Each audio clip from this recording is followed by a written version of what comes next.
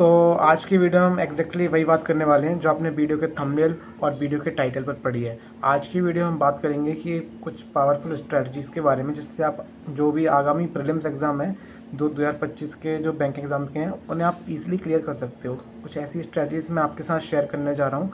और मैंने आपको लास्ट वीडियो में कुछ 5 ऐसी मिस्टेक्स बताई थी मैंने कि आप प्रीलिम्स एग्ज़ाम में करते हो जाके, तो भाई वो एग्ज़ाम में जाके करने वाली मिस्टेक्स थी। अगर आपने वो वीडियो नहीं देखी हो तो भाई एक बार देख लेना, आई बटन पर वो वीडियो आ रही होगी तो आप उसे एक बार चेक कर लेना, ठीक है। बट आज की वीडियो में आपको मैं जो बताने जा रहा हूँ वो है कुछ पावरफुल स्ट्रेटजीज जिससे आप लगा के एग्ज़ाम क्लियर कर सकते हो। इवन आप एक इंटरमीडिएट हो, आप काफ़ी समय से तैयारी कर रहे हो बट आपका प्रीलिम्स भी निकल रहा है, या फिर आप एक बिगिनर हो तो आपको ये स्ट्रेटजीज़ पता होना बहुत ज़रूरी है, क्योंकि अगर आपको ये स्ट्रेटजीज़ नहीं पता तो आप शायद एग्ज़ाम क्लियर नहीं कर पाओगे। तो स्ट्रेटजीज़ को एक बार जान लो, समझ लो, भाई आपके लिए काफ़ी ज़्यादा इंपॉर्टेंट रहने वाली हैं। काफ़ी लोग ये चीज़ मिस कर देते हैं, काफ़ी लोगों को पता भी नहीं होता, ठीक है। तो वो आपको चीज़ मैं शॉर्ट में बता रहा हूँ। मेरी वीडियो बनाने का पर्पज़ यही होता है कि आप जो मैंने सीखा है अपने एक्सपीरियंस से वही मैं आपके साथ शेयर करने चाह रहा हूँ, ठीक है। तो वीडियो को बिल्कुल लंबा नहीं खींचेंगे, नॉर्मल वीडियो रहेगी। आपको पता ही है मेरी वीडियो नॉर्मल रहती है, ठीक है। तो वीडियो को भाई पूरा एंड तक देखना, आपको एक एक चीज़ क्लियर हो जाएगी, ठीक है। तो जो पावरफुल स्ट्रेटजी जो मैंने आपको बताने जा रहा हूँ उसको मैंने 5 पॉइंट्स में क्या किया है, उसको ब्रेक डाउन किया हुआ है, ठीक है। 5 पॉइंट्स हैं बेसिकली और काफ़ी इंपॉर्टेंट पॉइंट्स हैं। देखो, पॉइंट नंबर 1 क्या है भाई, अगर आप काफ़ी समय तैयारी कर रहे हो, आपका एग्ज़ाम नहीं निकल रहा है, इवन प्रीलिम्स नहीं निकल रहा है, क्योंकि आपको पता है आपको प्री मेंस और अगर पीओ का एग्ज़ाम है तो आपको इंटरव्यू तक क्लियर करना पड़ेगा जब जाके आपको सिलेक्शन मिलेगा। बट अगर आप प्री क्लियर नहीं कर पा रहे हो तो आप मेंस तक कैसे पहुंचोगे? तो इसलिए तो पॉइंट नंबर 1 है find the loop holes. Find the loop holes point number 1 है।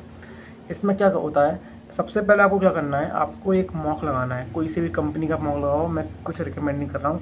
जो कंपनी का मॉक आपको पसंद है आप जाके लगाओ, ठीक है। टेस्ट बुक हो गया, गाइडली हो गया, जो आपकी इच्छा है आप लगाओ। और फिर वहाँ पे जाके उसका एनालिसिस करो। आपने एक मॉक लगाया, सपोज़ आपने आरआरबी प्री का मॉक लगाया आपने, फॉर एग्जांपल, ठीक है। अभी आरआरबी के एग्ज़ाम आने वाले हैं तो आपने आरआरबी पीओ या प्री का या फिर आरआरबी प्री का आपने एक मॉक लगाया। अब मॉक में देखा आपने, जब जैसे मॉक लगाया और उसका एनालिसिस देखा तो आपके केवल 40-50 के रेंज में नंबर आए आरआरबी क्रैक प्री में, ठीक है। अब आपको लूपहोल्स फाइंड आउट करना है कि जो 40 नंबर तो आपके आए हैं वो तो चलो ठीक है, लेकिन जो 40 नंबर नहीं आए या फिर वो 30 नंबर एक्स्ट्रा नहीं आए हैं और एग्ज़ाम का पेपर का लेवल इजी होने के बावजूद, लेकिन और लोगों के तो आ रहे हैं बट आपके नहीं आए तो वो आपको फाइंड आउट करना होगा कि वो 40 नंबर क्यों नहीं आए मेरे। आपको लूपहोल्स फाइंड आउट करना है। वहाँ पे आप एक पेन और कॉपी लेके बैठो और फिर देखो क्वांट्स और रीजनिंग होता है आरआरबी प्री के एग्ज़ाम में, तो वहाँ पे ड्रॉ करो कि एक तो आप अपनी तरफ वीकनेस लिखो, एक स्ट्रेंथ लिखो। अब स्ट्रेंथ आपकी क्या क्या हो सकती है, आपको सिंप्लीफिकेशन अच्छे से बन जाते हैं, आपकी डीआई बन जाती है, ठीक है। हो सकता है आपको कुछ डीआई की कुछ कैटेगरी होती है, जैसे किसी को भाई जो क्या बोलते हैं वेरिएबल वाली डीआई से वो नहीं बनती हैं, तो आपको ऐसे फाइंड आउट करना पड़ेगा लूप होल्स क्या हैं जो आपकी सिलेक्शन मतलब जो आपके प्री के एग्ज़ाम में आपको क्वालिफाई करने से रोक रहे हैं। या फिर आप किसी अर्थमेटिक के टॉपिक में फंस जा रहे हो बार बार अगेन एंड अगेन, जिससे आपके नंबर नहीं बन पा रहे हैं, या फिर आप किसी मिसिंग नंबर सीरीज़ के कोई पैटर्न में फंस जा रहे हो, या फिर आपसे कहीं रॉन्ग नंबर सीरीज़ नहीं बन रहे हैं कुछ पैटर्न्स, तो आपको उस लूप होल्स को फाइंड आउट करना बहुत ज़रूरी है, क्योंकि वो आपको एग्ज़ाम में भी वो चीज़ें मिलने वाली हैं। तो आप यहाँ से लूप होल्स फाइंड आउट करोगे। आपने सोचो आपने 7 तक 8 ऐसी लिस्ट बनाई जहाँ पे आपको समझ आया कि ये लूप होल्स थे, यहाँ पे मेरी प्रॉब्लम्स आ रही हैं, मतलब यहाँ पे मैं कहीं ना कहीं लैग कर रहा हूँ। अब उस चीज़ों को आपको इम्प्रूव करना है, उससे कॉपी पेन में लिखना है आपकी जो वीकनेस है। फॉर एग्जांपल आपने लिखा प्रॉफिट एंड लॉस और कुछ मिसिंग नंबर की सीरीज़ नहीं बन रही है आपसे, या फिर आप कहीं कैलकुलेशन में लैग कर रहे हो, तो जो आपने लूप होल्स लिखे हैं ना, अब उन पर आपको एक एक करके वर्क करना चालू करना है। अभी भाई टाइम है तो आप कर सकते हो, नहीं तो आगे फिर एग्ज़ाम आ जाएगा, फिर आप पर टाइम नहीं बचेगा। तो अभी से वो चीज़ आपको करना पड़ेगा, लूप होल्स फाइंड आउट करो, उस पर वर्क करो, ठीक है। Point number 2, aggressive practice in right direction. देखो, आपने कॉन्सेप्ट सीख लिया, ठीक है, आपने प्रीलिम्स का कॉन्सेप्ट सीख लिया, मतलब प्रीलिम्स का बोल रहा हूँ, पूरी आपने जो सिलेबस कंप्लीट कर लिया, ठीक है। बट आपने सिलेबस ही कंप्लीट किया है, लेकिन जब तक आप उसे इम्प्लीमेंट नहीं करोगे यानी प्रैक्टिस नहीं करोगे एग्रेसिव, तो आप कैसे क्वालिफाई करोगे? क्योंकि प्रीलिम्स का एग्ज़ाम होता है भाई, पर सब्जेक्ट लगभग 20 मिनट्स रहते हैं ऑन एन एवरेज, तो उस 20 मिनट में टाइम मैनेजमेंट का खेल है भाई पूरा। तो उसमें से आप कैसे ज़्यादा स्कोर करोगे जब उस क्वेश्चन को आप बार बार बना लोगे? एक पजल को आपने 100 बार बनाया तो अगली बार चांसेस है कि पजल में बहुत कम टाइम आपको लगेगा, मतलब एग्जाम्पल के लिए बता रहा हूँ। तो आपको प्रैक्टिस करनी है, इंपॉर्टेंट है प्रैक्टिस। अब मैं आपको एक सोर्स बताता हूँ प्रैक्टिस का। मैं नहीं कहता भाई कोई आप बुक खरीदो, कोई फालतू की मॉक खरीदो, जो आप पे सोर्स है केवल वहीं से पढ़ना चालू कर दो। इवन मैं तो भाई कैसे प्रैक्टिस करता था, मैं अपना तरीका बताता हूँ, शायद भाई कोई बताता ही नहीं है तरीका। मेरा तरीका ये था कि भाई मैं क्या करता था, यूट्यूब पे जाता था और वहाँ पे फाइंड आउट करता था। जैसे मैं क्या करता था, लेवल वाइज चलता था। मैं उस पर डाला RRB clerk pre quant playlist, ठीक है, RRB clerk pre quant playlist crash course, आपको एंड में डालना है क्रैश कोर्स।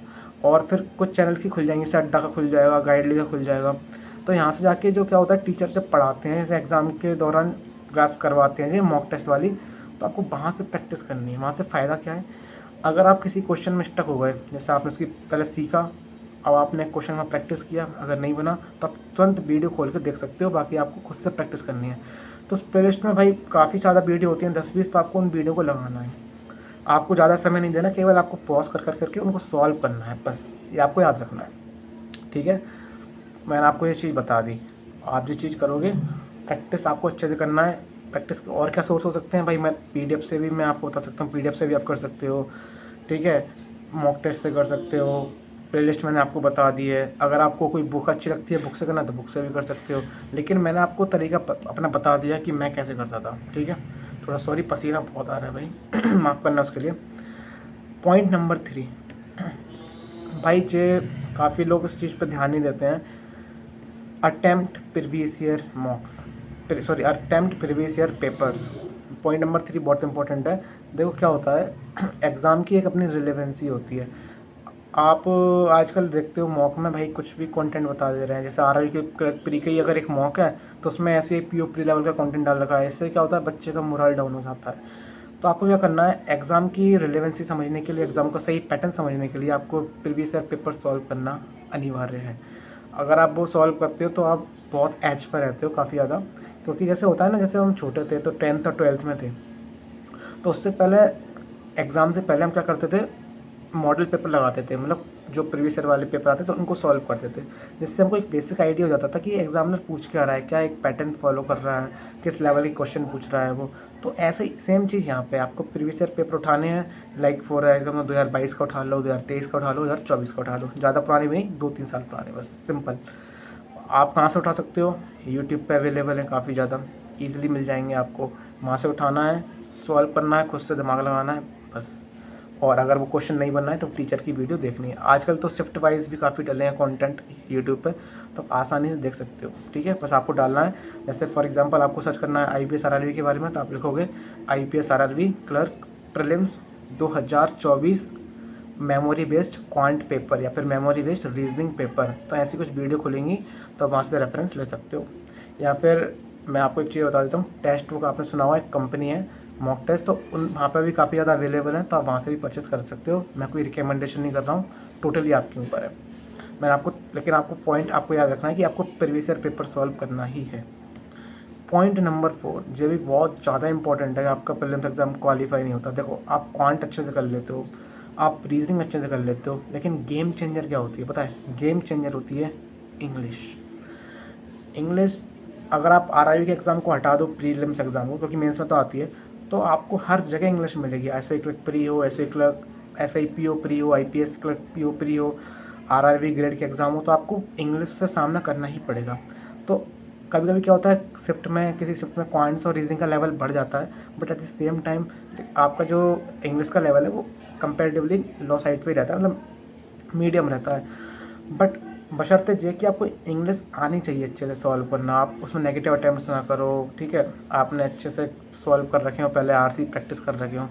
अगर आप मेरे से कहोगे कि टॉपिक वाइज बोल रहा हूँ कि एक सब्जेक्ट वाइज हमको बताओ, स्ट्रेटजी दो, लाइक क्वांट्स की, रीजनिंग की, इंग्लिश की, कैसे मैंने अपनी इंग्लिश को इम्प्रूव किया, तो मेरे को भाई कमेंट सेक्शन में ज़रूर बता देना। तो मैं सोचा तो उस पर वीडियो बना दूंगा कि कैसे आप इंग्लिश को बहुत ज़्यादा इम्प्रूव कर सकते हो। जैसे मैंने कि भाई एक समय में मेरी बहुत वीक इंग्लिश थी, बट आज मेरी बहुत डिसेंट इंग्लिश है भाई, अच्छी है, पहले से काफ़ी इंप्रूवमेंट हुआ है और पहले से बेटर है।